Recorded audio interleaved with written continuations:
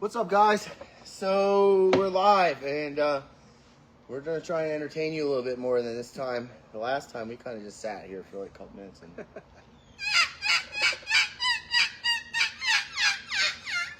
So, anyways, we want to go over tonight is really get into Yelps, because that seems to be the one thing that people are like struggling with. And it's not hard, it's just different. You know, the way that this call plays, it doesn't take a lot of air, and you kind of gotta know how hard to squeeze it. And Luke was telling me that he was squeezing it way harder than I thought that I was. I mean, like, and now that I think about it, I really was mashing it down. But, you know, when you're super strong, it's just really easy to get carried away and break things. What I've always been really good at doing is breaking things, like tore both my ACLs twice, broke my neck, broke my thumb, broke 3 ribs. Luke broke his back, though, in December, so he's the current winner of the prize of breaking yourself. So, anyways, pretty good product testing evaluators. Luke makes lures for his primary job, and he works here a little bit. And I make calls for 10 years as my primary job. So, anyway.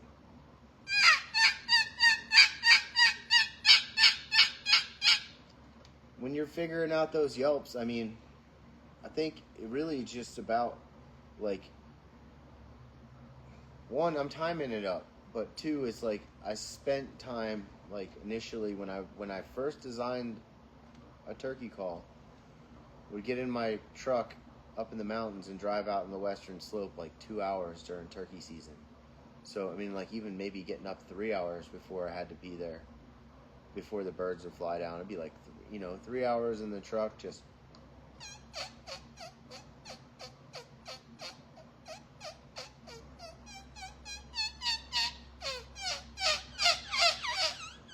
figuring out the cadence, like trying different things. Really, like when you learn to ski, you can kind of get some instruction on, like, oh, they tell you to steer with your big toe, or like, you're riding a bike and someone can tell you how to do it, but really you're just gonna have to try it, so get this thing.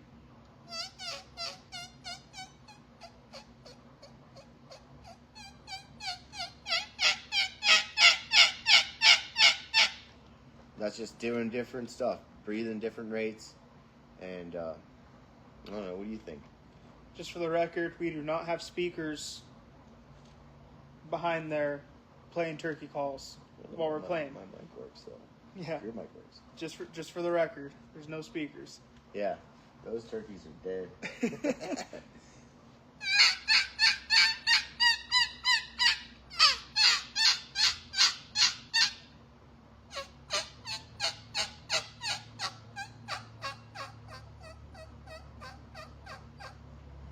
Not just like changing your airflow, trying different things, squeezing this thing down and blowing through it. It's really not hard. Like, people are like, oh, it's a really hard call to play. No, not really, actually. Like, I found regular mouth reeds to be way harder. Like, I remember sitting against a tree on the western slope like 20 some years ago, trying to read the package of the mouth reeds and play it, sitting out there, not knowing where I could even find any turkeys, like, on public anyways, sitting under this tree and trying to find, learn how to play a mouth reed. And so, like, people that learn the mouth reeds, they spent a lot of time, hopefully, figuring out how to play it. Or they're one of those guys that when you hear them in the woods, they don't sound like a real turkey. So, what we're giving you is a tool that's going to let you sound really authentic. So.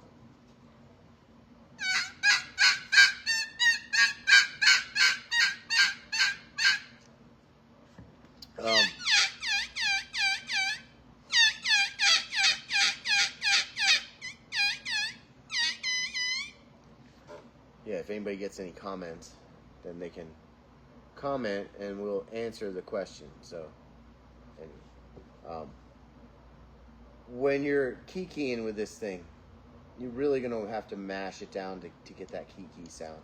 And then it's about, like, the call almost won't blow.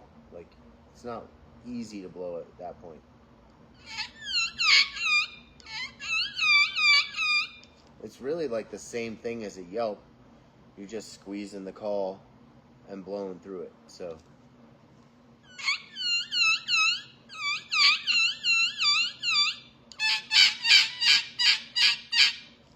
let it out more to get that kiki yelp. So. Can't stress enough how he really does mean that call is pinched down. He really does mean it is. I didn't realize how much I had to really press it down when I was learning it, but he means it when he says that call is almost not blowing air. No, you really can't like blow through it. It's really hard to blow through at that rate. So, you know, and then I'm holding it like at an angle. So that's like the other big thing that people want to know is like, how do you hold the call? Let me see if I put it right up here. Like that's what it looks like when it's sticking out of my hand when I play it. So on my end, on your end, it looks like that. On my end, it looks like that. See, I got my hand right past where the O-ring is, so.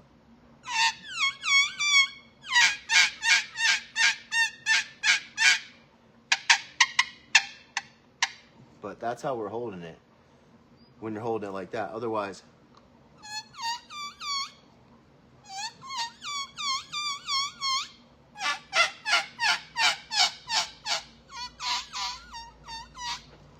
the way I kind of figured it out, how he's holding it, is I'd make an L.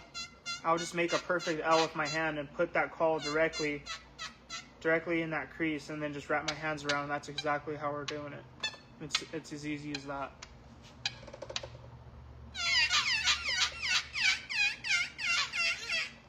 yeah, it's almost like you're compressing the call, and then you're just kind of controlling the amount that you're letting it spring back. So, I mean, it's like almost like bounces when you're doing those little vocalizations. Like,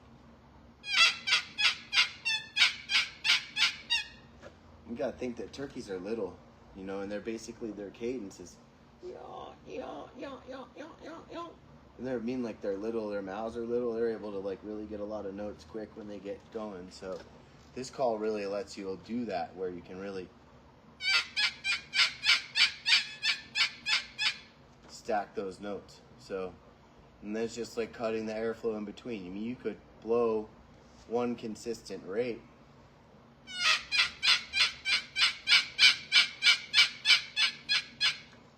but I mean, even then, it's just like I'm still pacing my air into those yelps so that you get like a lower back end. Because if you do the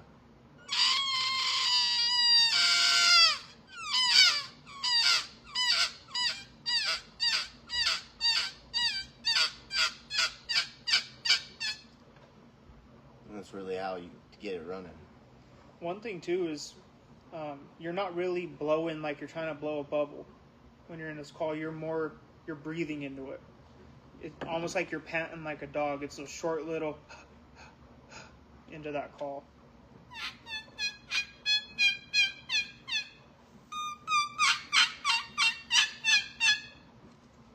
That's basically it. I mean, that's all you're doing. I struggled until I put that to use in this call.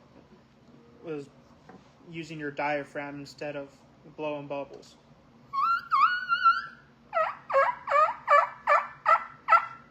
We are going to bring back more mouth reeds. So right now I'm just literally making a V-cut, and really only reason we're only selling the V-cut was we're so busy selling turkey reels that we had no production volume to allot to the mouth reeds. Really, I mean, we've been crazy busy since December.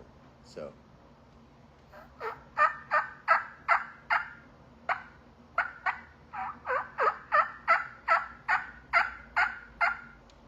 that's the one we're selling right now. It's pretty raspy. You know, it's a good all-around turkey call. It's not the best for kiki and doing like kiki run, stuff like that. So I'm going to bring back some other stuff that we were selling before. This is a ghost cut with it's a modified ghost cut, but this one I like. It's got an extra little, whatever, a little tooth on the side of it. So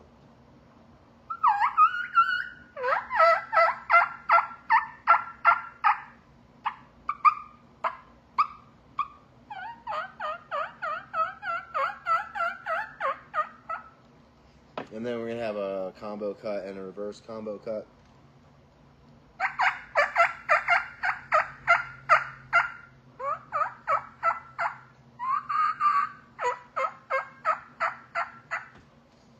So, anyways, these are based off of the scream diaphragm that we make for elk.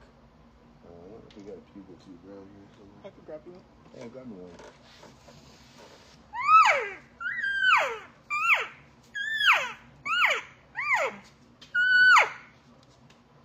I don't know if you guys have heard about a guy named Bo Brooks, a friend of mine that I met in like 2017 in Indianapolis at the ATA show. But I beat him in Denver last year, so we'll see you in Denver, Bo.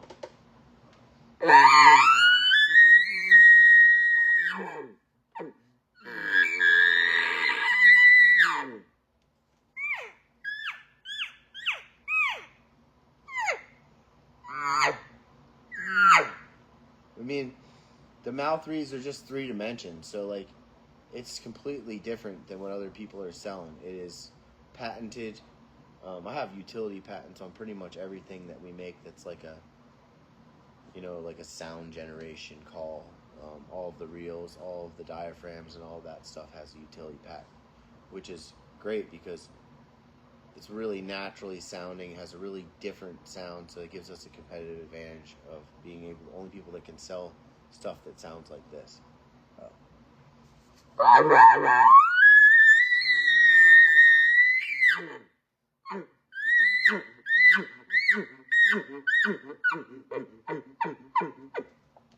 Anyways, but back to the turkey call stuff. What else are we gonna sell? We're gonna sell batwing. So, batwing, a ghost cut, maybe a modified ghost cut. I don't know if you want something custom, like you can just add it in the notes. We can make whatever cuts you want in your turkey mouth reed. Easy to do. I'll make one real fast. Let me go grab one.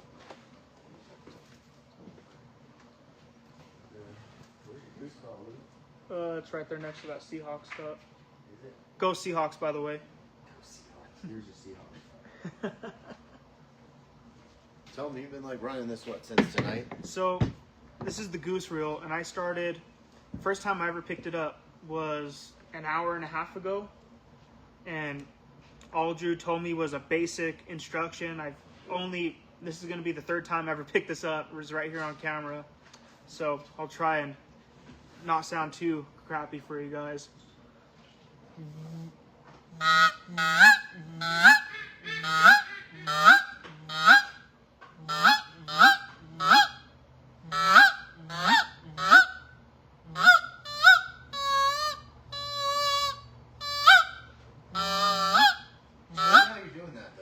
So I'm holding it the same way as your turkey reel, as I think you should hold any of the reels, elk reel, buck reel, anything. And if you just start blowing, you'll hear this. And if you want to get that raspy, you're going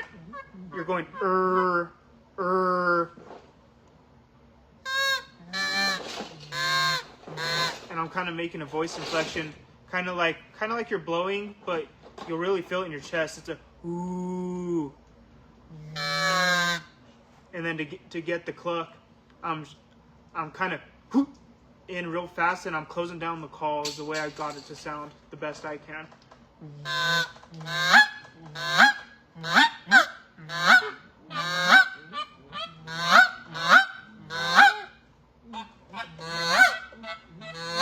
sold all the ones that sound good.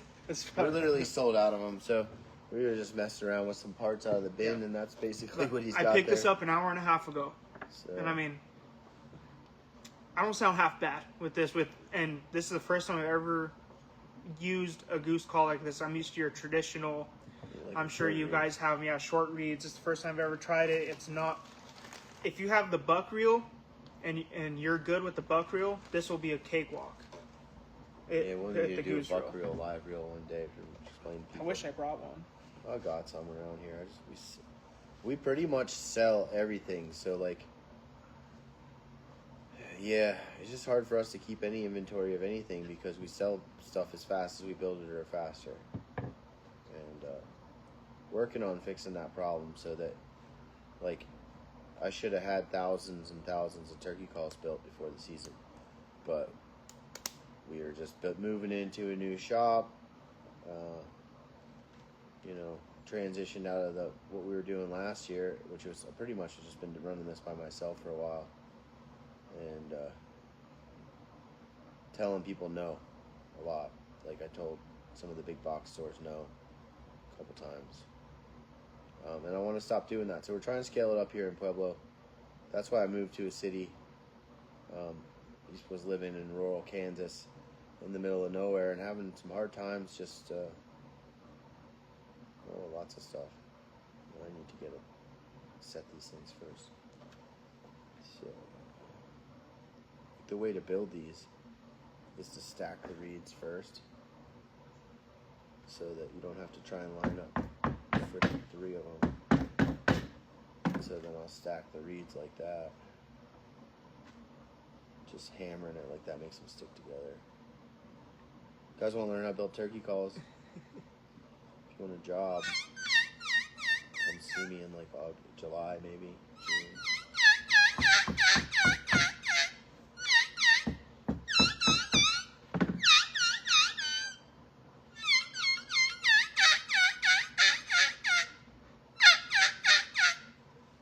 Did I grab scissors? No, I didn't grab scissors. Need scissors. Put the cuts in the mouth reed.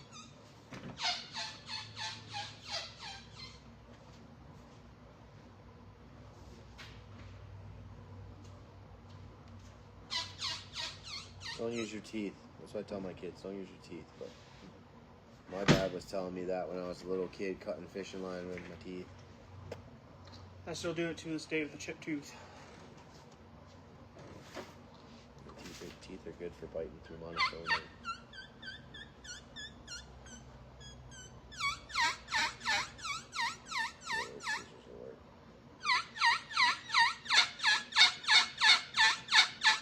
I've built these mouth reeds in the bushes before, so when I first developed this technology, I was making them out of wood. I'm making them by hand pretty much. And then I had some frames and some reeds and some parts and some scissors, and I would go sit in the bushes and figure out how to build the mouth reed. So the belly goes cut here with a little bit extra. A little extra hot sauce in it.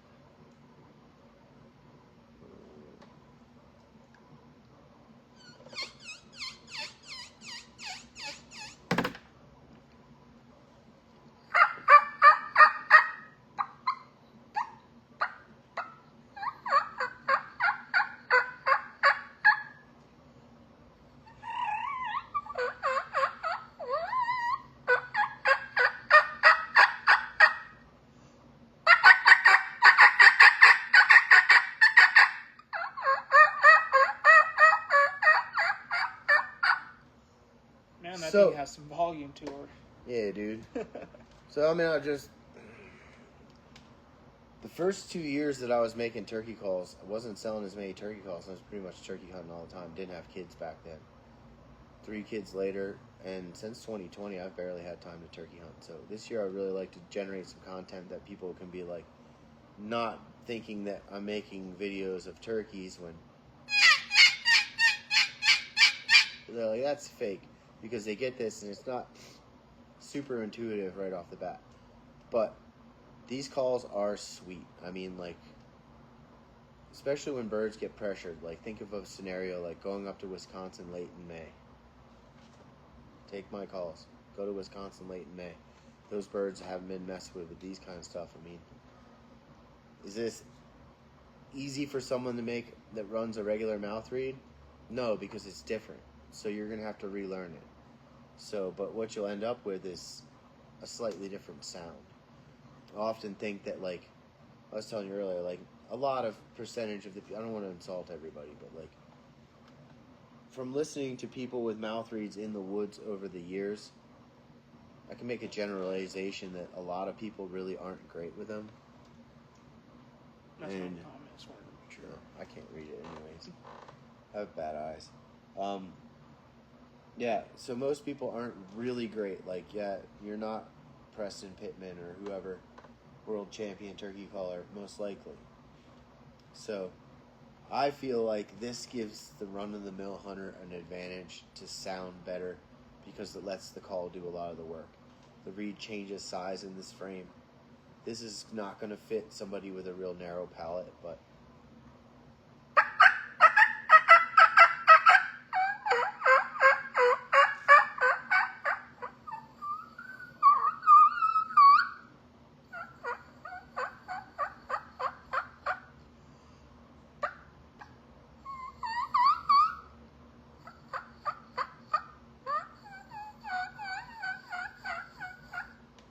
I think it sounds different. And if one thing's been proven over the years that I've elk hunted and turkey hunted and deer hunted with calls that sound different, is that it's very effective. So, anyways, what time is it? I don't know. I'm gonna go get my kids at some point. So. I don't have a clock in here. 6:24. Yeah, we got 6 more minutes. So we're gonna try and do this until 6:30. I could build another turkey call for you guys and let you hear that. Luke can tell you about his baits, by the way. He's getting... So I own Lethal Strike Bait Co. here in Pueblo, and it's custom soft plastics. And we sell on Facebook for now, but here in the next coming couple months, we're going to be going to a full launch website for all of our non-local guys. I know it's been requested, and we're going to be doing some cool stuff with some hyper shift powders. It's going to be very unique. It's not going to be like a lot of the colors you'll find at Bass Pro. It's going to be very, very unique and fully custom for the most part. Yeah, if you live in a place like we live in Pueblo and the reservoir here is super clear water, fish are super pressured, and, you know, like... Our largemouth here aren't the Texas 12-pounders, so... If you catch a 5-pounder here, that's basically the equivalent to a Texas 10. And I've gotten pretty close, got a few 4.5s in our local waters, and it's not known for big largemouth. It's known for very big smallmouth and spotted bass. Our spots numbers are very. Ask my son, he's healthy. 4. He'll tell you it's a walleye lake. Yeah, that's all he talks about are walleyes. I was taking walleye fishing because I like to eat walleyes. We do catch a lot of bass, but I'm more a walleye guy. Luke's definitely more of a bass guy. Yep. That's kind of fun. So, but yeah, he makes really awesome baits. That's how I met Luke. I bought some baits from him a while back. Yep. And now I'm an employee. gave him some elk calls. So, anyways, let's build a bat wing, and then we'll call this good for the night. If anybody's got any questions, by the way, like if you want us to teach you something, please ask. We're happy to take requests and do a question and answer. If you want to know like anything about the company, like where the heck did these hinging diaphragms, these HD calls come from? You know.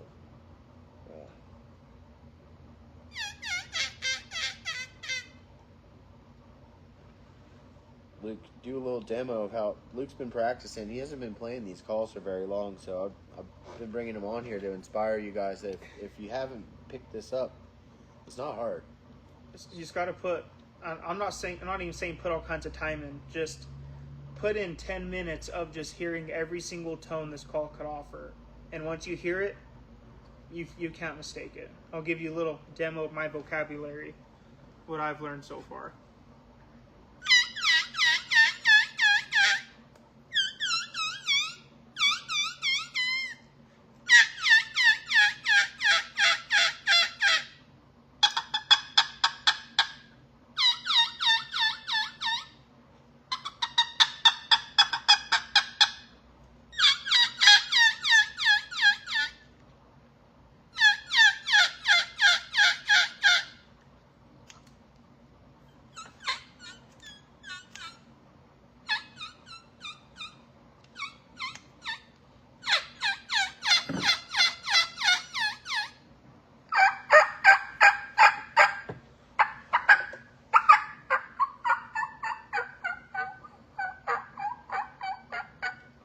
That's a bat wing.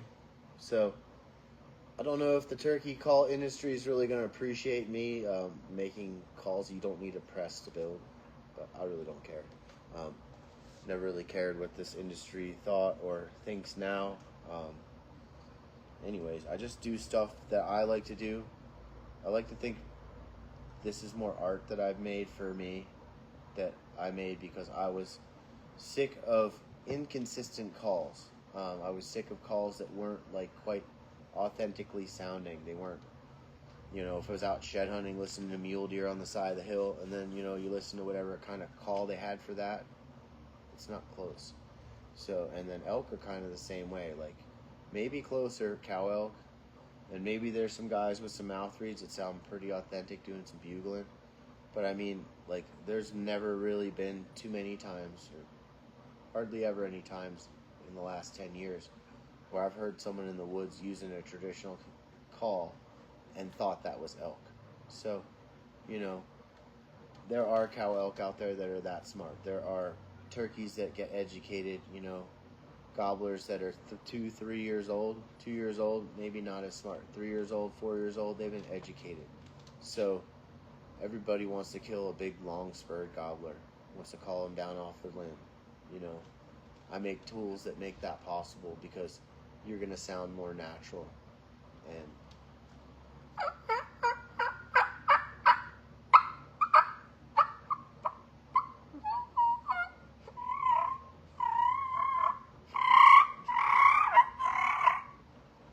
anyways, that's going to be our live stream for tonight.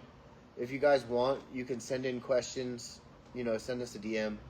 Luke will probably be here next week. Yep.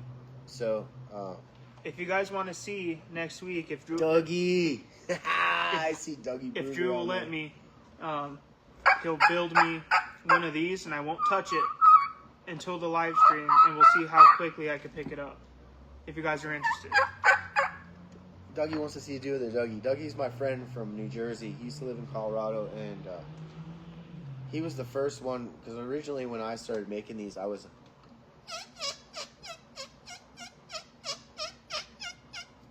playing it more with my mouth than anything. And Dougie sent me a video of him doing the Dougie in his hand. So that's where that came from, was Doug. So thanks, Doug. Anyways, we are going to cut this off because I got to go pick up my kids, and it is a school night here in Colorado. So we'll see you next Wednesday, and please send us some questions. I would love to answer some questions.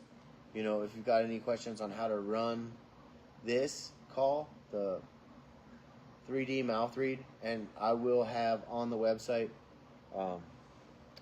probably be a couple days before I get enough frames printed to put them back on there. But like I said, we're going to have more 3D mouth reads. We're going to have a back cut, combo cut, reverse combo cut, ghost cut, and the V cut that I have on there right now. So I think we'll have 5 SKUs on the website, and all going to sound a little bit different. Combo cut,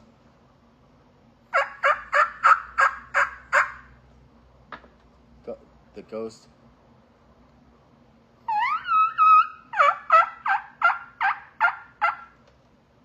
V cut,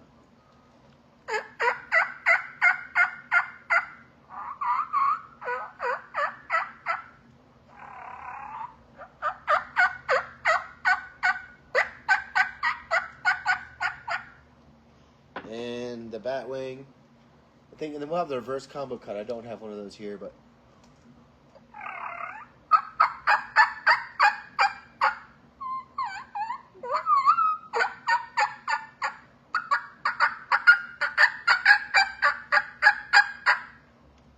and then we got the Scream diaphragm, which is in stock and available.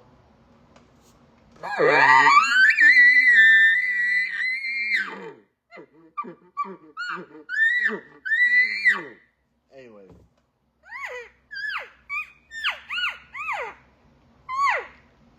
check out our elk reels too. The elk reels are badass. I mean, like, my opinion, the elk reel 3D 2.0, 3.0, the one we're making now, the 3.0, is like the best cow elk call.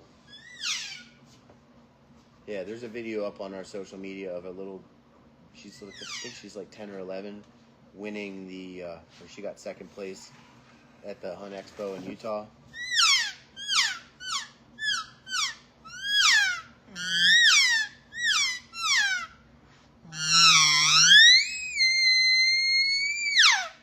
Yeah, that one does better. Any turkey calls?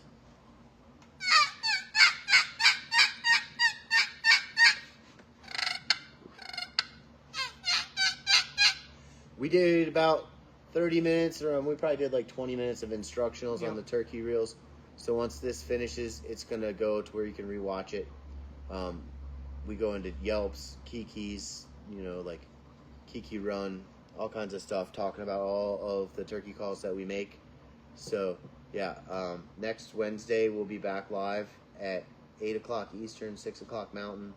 And we're going to do this every Wednesday. So, like I said, about 30 minutes every Wednesday night. We're going to be doing this live. And right now, we got to go because I got to go pick up my kids. So thanks for watching, guys. Have a good night.